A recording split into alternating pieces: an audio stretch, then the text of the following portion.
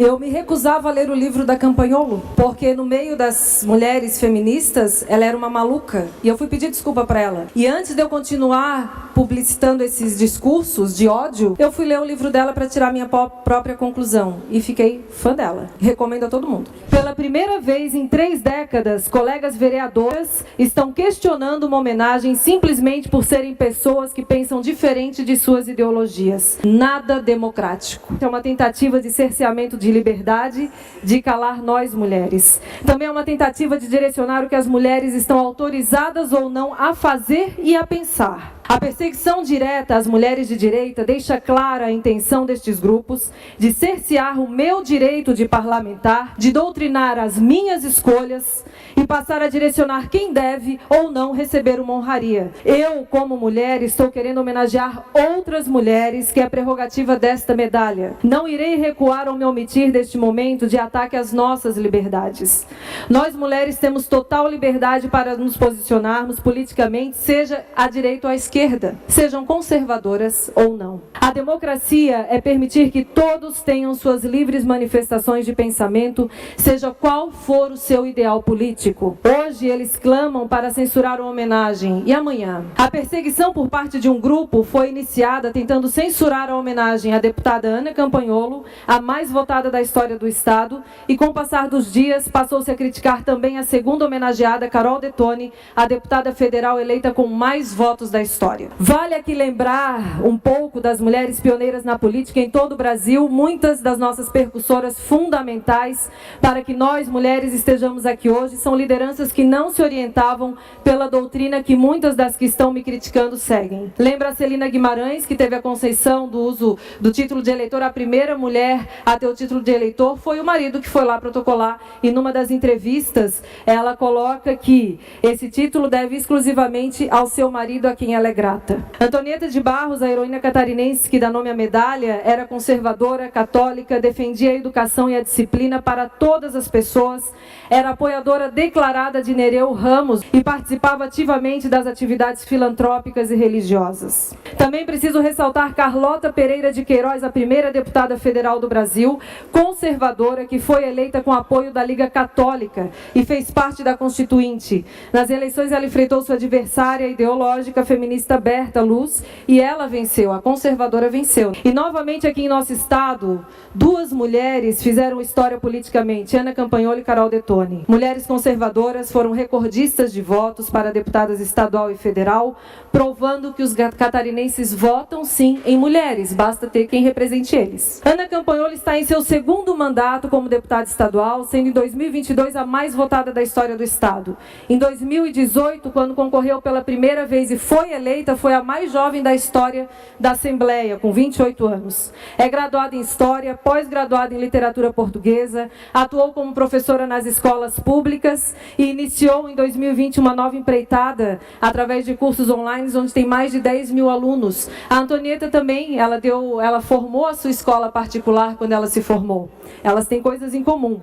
A formação de 2 clubes de leitura, mesclando cursos de formação política, e o seu trabalho exalta a importância de conhecer obras plurais e das mais diversas ideologias. Inclusive, ela aconselha que a gente leia o livro das feministas, a sua obra. Reconhecida inicialmente por ser uma liderança conservadora, Campagnolo é referência por milhares de catarinenses que a escolheram como representante na LESC. E aqui na capital ela foi a 3ª mais votada, com quase 20 mil votos.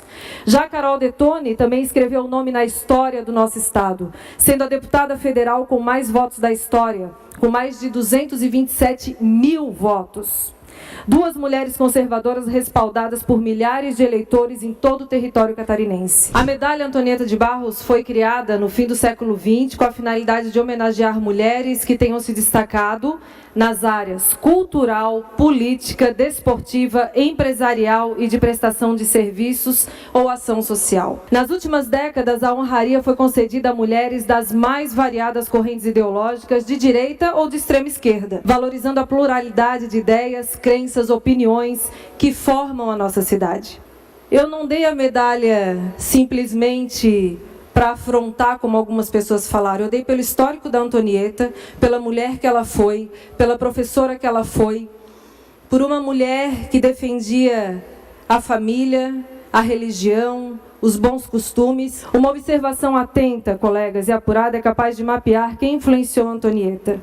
Ela citava frequentemente em seus textos a Bíblia, os seus provérbios Deus, Cristo, Maria, Adão e Eva, e santos católicos e os apóstolos. Essas figuras estavam presentes nas pautas e compunham a filosofia de vida de Antonieta. Isso está na página 125 deste livro. Defendia mulheres, porém não se dizia feminista, especialmente se o feminismo fosse cigarro à boca, expressão que angariou relativa antipatia por parte do movimento feminista contemporâneo, e também afirmou por 2 ou 3 vezes não ser feminista, página 179 deste livro. Católica e propagandista dos valores morais e cristãos, contrária às atitudes libertárias de algumas mulheres do movimento feminista que buscavam romper com os papéis normativos, bem como em muitos momentos chegou a defender por meio de seus discursos que a missão sagrada da mulher eram a escola, o lar e a família. Ela fez um discurso no final da sua vida rebatendo, a única vez que ela fala sobre a questão racial, ela rebateu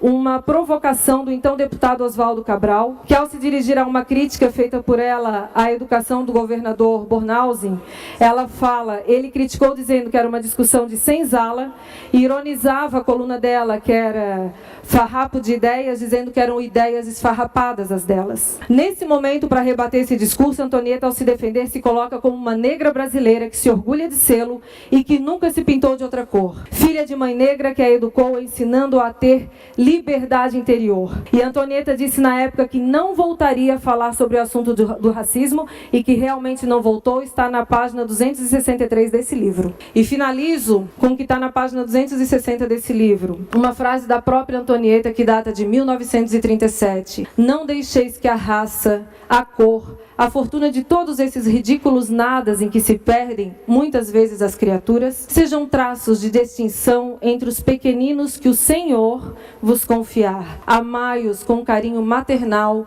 inato em todas nós.